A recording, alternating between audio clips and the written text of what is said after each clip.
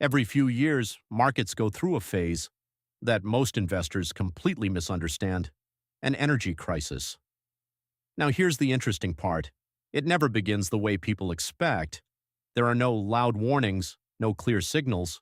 In fact, it starts quietly, and by the time headlines are screaming about shortages, about price spikes, the real money has already been made.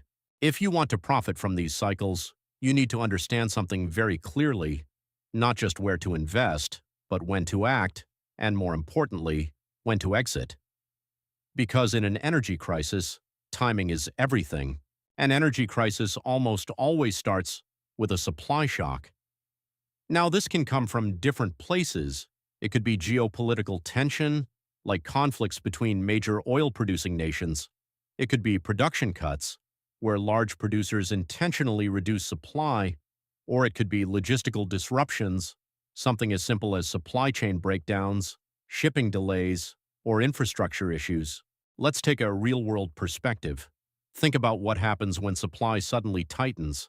The world still needs energy, factories still need to run, transportation still needs fuel, homes still need electricity.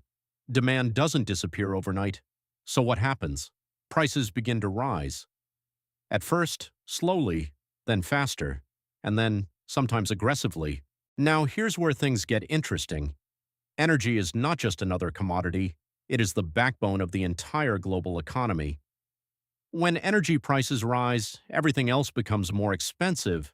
Transportation costs go up, manufacturing costs increase, food prices rise. This leads to inflation.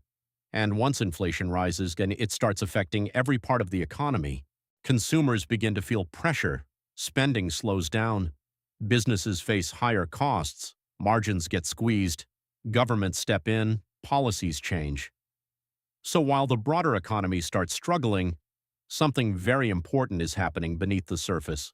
Because while most sectors suffer, a few sectors begin to thrive, and this is where opportunity begins. The most obvious winners are energy producers, pause, oil companies, gas companies, energy exploration firms. Now think about their business model. Their revenues are directly linked to energy prices, so when prices rise, their revenues increase almost immediately.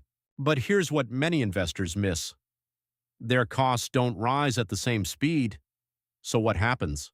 Profit margins expand, and when profit margins expand, earnings grow rapidly, and when earnings grow, stock prices tend to follow. This is why historically, energy stocks tend to outperform the broader market during the early and middle phases of an energy crisis. Now let's go one level deeper. Because the opportunity is not limited to energy alone, when energy becomes expensive, it pushes up the cost of producing everything else. Metals like copper and aluminum, agricultural products like wheat and corn, even niche areas like uranium, start gaining attention.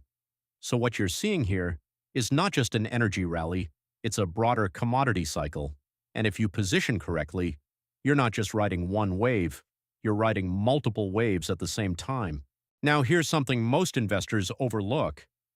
Instead of focusing only on companies, look at countries. When there is an energy shortage, countries that produce and export energy suddenly become very attractive. Their revenues increase, their trade balances improve, and capital starts flowing into them.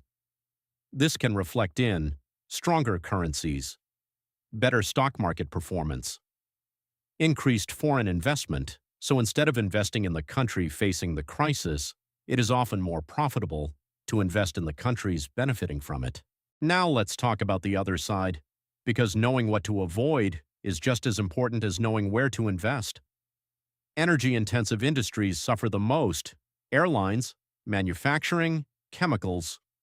Why? Because their input costs rise sharply. At the same time, consumers are dealing with inflation, which means spending reduces, so consumer-driven sectors also weaken. Avoiding these sectors can protect your capital significantly. Now comes the most critical part: timing. Most investors enter too late.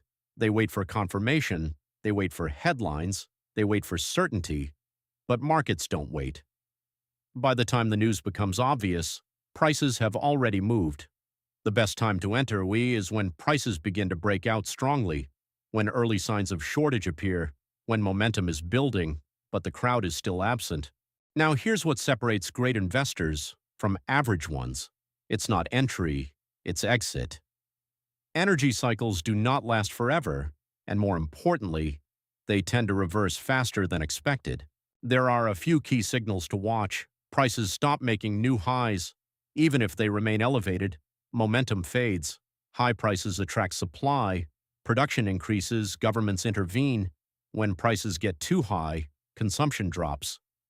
Energy stocks stop reacting to good news. This is often the biggest warning signal. A practical approach is simple. Enter early, ride the momentum, exit without hesitation. Because in markets, it's not the crisis that makes you money. It's how you position yourself before it begins, while it unfolds, and just before it ends. Thanks for watching. If you like the content, please support us by liking, subscribing, and sharing. Thanks.